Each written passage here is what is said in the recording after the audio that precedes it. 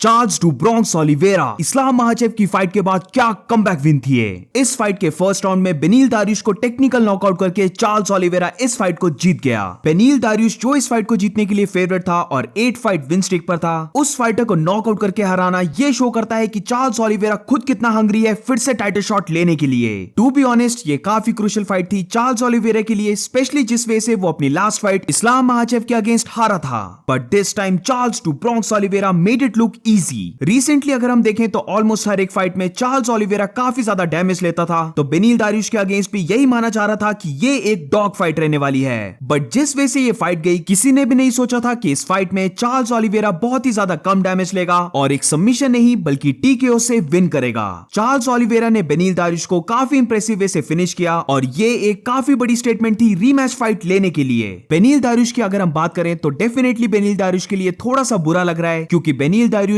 इस फाइट के बिना भी डिजर्व करता था टाइटल शॉट के लिए फाइट करना। बट अब अनफॉर्चुनेटली वो इस फाइट को हार गया और अब उसको फिर से क्लाइंब अप करना पड़ेगा टाइटल शॉट लेने के लिए। अब फाइट की बात करें तो चार्ल्स ओलिवेरा इस बार भी एग्रेसिव फुल ऑन प्रेशर के साथ फाइट कर रहा था, पर इस बार चार्ल्स ओलिवेरा ने ज्यादा वाइल्ड पंचेस नहीं थ्रो किए और अपनी किक्स को भी इंक्लूड किया। राउंड की स्टार्टिंग में ही चार्ल्स ओलिवेरा ने हेड किक को थ्रो किया, जो मोस्टली बेनील दारियुश ने ब्लॉक कर लिया अपने गार्ड को ऊपर करके, बट स्टिल बेनील दारियुश को हम देख सकते थे कि वो हल्का सा रॉक हुआ। जब दोनों फाइटर्स क्लिंच में आए तो क्लिंच में मुझे दोनों फाइटर्स की पावर इक्वल लगी, बट एक चीज जो चार्ल्स ओलिवेरा की पर्सनली मुझे सही नहीं लगी वो था चार्ल्स ओलिवेरा का गार्ड पुट ऑन करना। चार्ल्स ओलिवेरा काफी वियर्ड तरीके से या फिर जूजित्सु तरीके से बेनील दारियुश को ग्राउंड में लेके गया और अपने गार्ड को पुट ऑन कर लिया।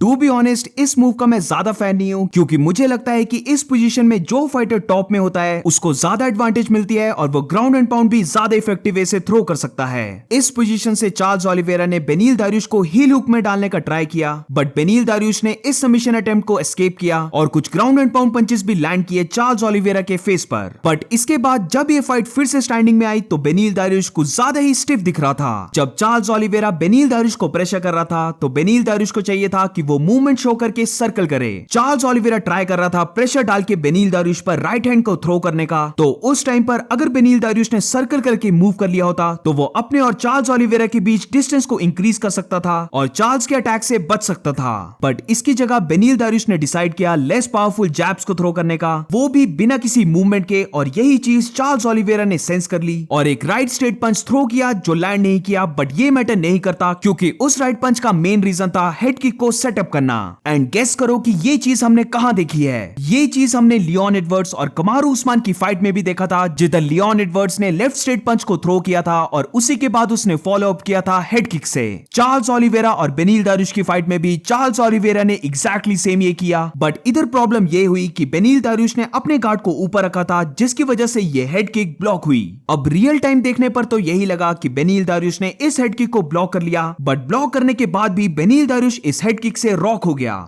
ओके, सो जस्ट अभी मैंने रिप्ले देखा जिधर ये क्लियर दिख रहा है कि बेनील दारियुश ने इस हेड किक को ब्लॉक किया था, बट ब्लॉक करने के बाद भी इस हेड किक की पावर इतनी ज्यादा थी कि ब्लॉक करने के बाद भी इस हेड किक का इंपैक्ट ट्रांसफर हो गया बेनील दारियुश पर। चार्ल्स ओलिवेरा ने सेंस कर लिया कि बेनील दारियुश इस हेड किक से रॉक हो गया है, जिसके बाद चार्ल्स ओलिवेरा ने अपने प्रेशर को और ज्यादा इंक्रीज कर दिया बेनील दारियुश को फिनिश करने के लिए। बेनील दारियुश को रियलाइज हो गया कि वो ट्रबल में है और अब जाके उसने डिसाइड किया मूव करके सर्कल करने का, बट जब तक बेनील दारियुश को ये रियलाइज हुआ तब तक काफी लेट हो गया था। चार्ल्स ओलिवेरा ऑलरेडी अपने हंटिंग मोड में आ गया था, जिधर उसने अपने 2 पंचेस को मिस किया, बट उसके थर्ड राइट हुक ने कैच किया बेनील दारियुश को और ये पंच क्लीन लैंड हुआ बेनील दारियुश के चिन पर। अब क्योंकि बेनील दारियुश बुरी तरह से हर्ट हो गया था, इसीलिए बेनील दारियुश ने डेस्परेटली ट्राई किया चार्ल्स ओलिवेरा को टेक डाउन करके ग्राउंड में लेके जाने का, बट चार्ल्स ओलिवेरा ने काफी स्मार्टली इस टेक डाउन को डिफेंड कर लिया और बेनील दारियुश की बैक लेने के बाद स्टार्टिंग में उसने ट्राई किया बेनील दारियुश को रियर नेकेड चोक लगाने का। जैसे ही चार्ल्स ओलिवेरा ने ट्राई किया अपने हुक्स को लगाने का, तो बेनील दारियुश ने इस चीज को सेंस कर लिया और सबमिशन से बचने के लिए बेनील दारियुश ने रोल ओवर किया। बट इस रोल ओवर की वजह से चार्ल्स ओलिवेरा को एक काफी सही पोजीशन मिल गई अपने बिग पंचेस और ग्राउंड एंड पाउंड लैंड करने के लिए। जैसे ही चार्ल्स ओलिवेरा को ये पोजीशन मिली, Charles Oliveira unleashed on him. Beneil Dariush बुरी तरह से हर्ट हो गया था, जिसकी वजह से उसने कर्ल अप कर लिया और चार्ल्स ओलिवेरा ने मल्टीपल हैमर फिस्ट को थ्रो करके इस फाइट को फिनिश कर दिया। अब मेरी ओपिनियन में तो ऐसी विन के बाद definitely definitely Charles Oliveira deserve करता है इस्लाम महाचेव के साथ रीमैच फाइट करने के लिए, but still I am not sure कि यूएफसी कौन से पाथ में जाना चाहेगी। जस्टिन गेची और डस्टिन पोरिये में से जो भी बीएमएफ टाइटल को जीतेगा उसके पास भी एक केस बन जाएगा टाइटल शॉट के लिए फाइट करने का। एंड ऑल्सो अगर अलेक्जेंडर वोल्कानोव्स्की भी याइर रॉड्रिगेज को हरा देता है तो डेफिनेटली उसके पास भी एक केस बन जाएगा रीमैच फाइट करने के लिए। बट अभी अगर हम देखें तो चार्ल्स ओलिवेरा ही सबसे ज्यादा सेंस बनाता है, क्योंकि इस फाइट में उसने ज्यादा डैमेज नहीं लिया और इस फाइट को एक इंप्रेसिव वे से फिनिश किया। इसी के साथ डेफिनेटली चार्ल्स ओलिवेरा के पास इनफ टाइम है अक्टूबर अबू धाबी में फाइट करने के लिए। इस्लाम महाचेव UFC 294 अबू धाबी में फाइट करने वाला है एंड आई थिंक उस इवेंट की डेट है 21 अक्टूबर। यानी कि अगर हम देखें तो चार्ल्स ओलिवेरा के पास 4 मंथ से भी ज्यादा पड़े हैं, जो काफी टाइम है चार्ल्स ओलिवेरा के लिए प्रिपेयर होने में, क्योंकि इस फाइट में चार्ल्स ओलिवेरा ने कम डैमेज लिया है। सो लेट्स सी अगर UFC चार्ल्स ओलिवेरा की रीमैच फाइट करवाती है इस्लाम महाचेव के अगेंस्ट। सो इसी के साथ इस वीडियो का एंड करते हैं। अगर आपको ये वीडियो अच्छी लगी हो तो please make sure to like subscribe. मिलते हैं नेक्स्ट वीडियो में।